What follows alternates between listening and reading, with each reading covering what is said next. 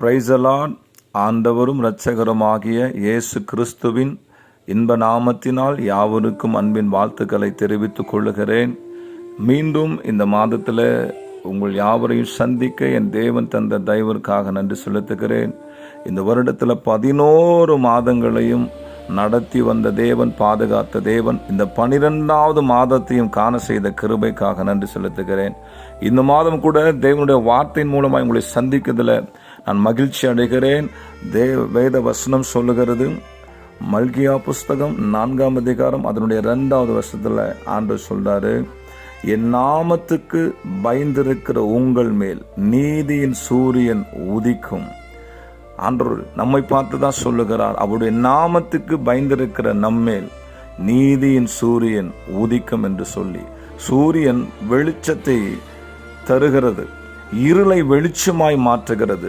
அதே போல ஆண்டவர் சொல்லுகிறார், அவர் நாமத்துக்கு பயந்திருக்கிற, அவரையே சார்ந்திருக்கிற பிள்ளைகளுக்கு வெளிச்சத்தை தருவார் என்று சொல்லி. ஒருவேளை இத்தனை நாட்களாக இருதயத்தில், மனதில், வாழ்க்கையில், உங்களுடைய தொழில்களில், உங்களுடைய எல்லா பிரயாசத்திலும் ஒரு இருளான காரியம், ஒரு சக்சஸ் இல்லாத காரியம், ஒரு பலவீனமான காரியம், ஒரு போராடுகிற காரியம், நீங்கள் அதில் சந்தோஷத்தை பார்க்கவில்லை, சமாதானத்தை பார்க்கவில்லை, மனமகிழ்ச்சியை பார்க்கவில்லை, ஒரு முடிவை பார்க்கவில்லை, ஒரு தீர்வை பார்க்கவில்லை, ஒரு தொடக்கத்தை பார்க்கவில்லை என்று சொல்லி புலம்பியிருப்பீர்களானால், என் தேவனாகிய கர்த்தர் இன்றைக்கு திருவுளம் பற்றுகிறார்.